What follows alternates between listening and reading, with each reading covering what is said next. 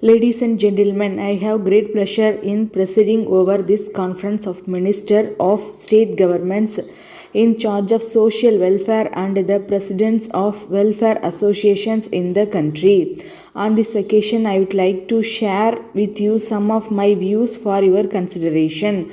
This subject of social welfare was mostly dealt with by non-official agencies in the past. It is only after the country became independent that the state and central governments have been making provision in their budgets every year and spending large sums of money for this purpose. It is common knowledge that the government elected by the people are responsible to the people and answerable to the legislatures concerned.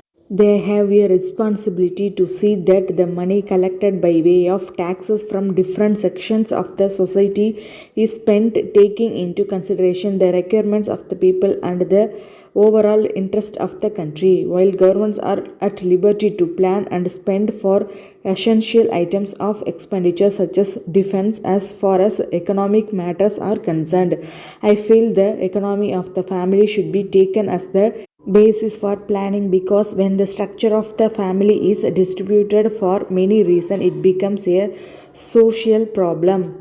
There is much talk of increasing the production of food grains and at the same time restricting the growth of the population so that the food grains that we produce would be sufficient to meet the requirements of the people. No doubt there is increase in production of food grains and other goods on account of various development schemes, but in spite of the family planning schemes, it cannot be said that the increase in population has been checked to the extent we desired.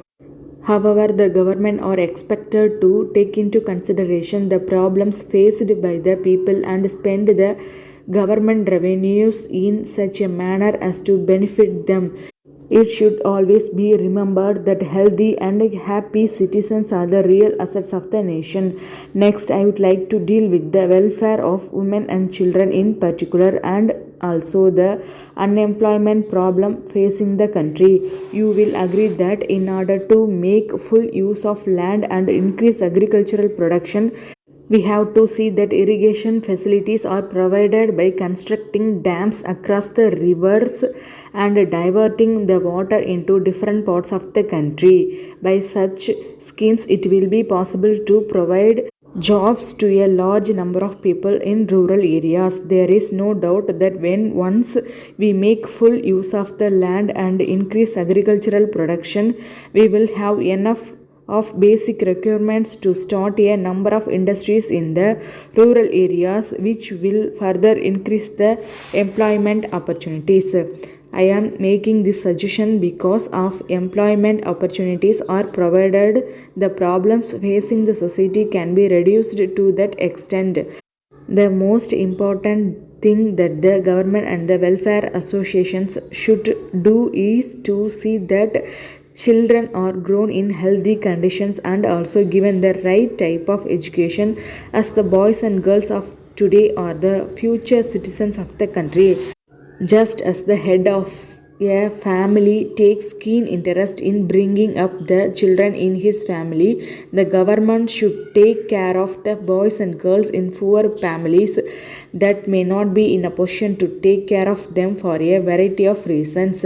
If these children are not taken proper care of right from the very beginning, it will be a matter for regret that in later years these boys and girls will become a menace to the society.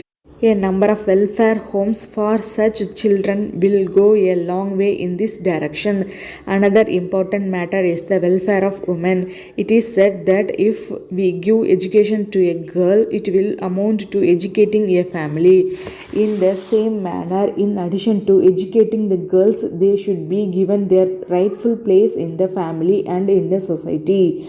In the welcome address, the chairman of the reception committee referred to the family planning schemes in order to restrict the growth in population. I agree that the number of children in a family should be limited so that the economy of that family will be sound and the family will be free from debt and disease.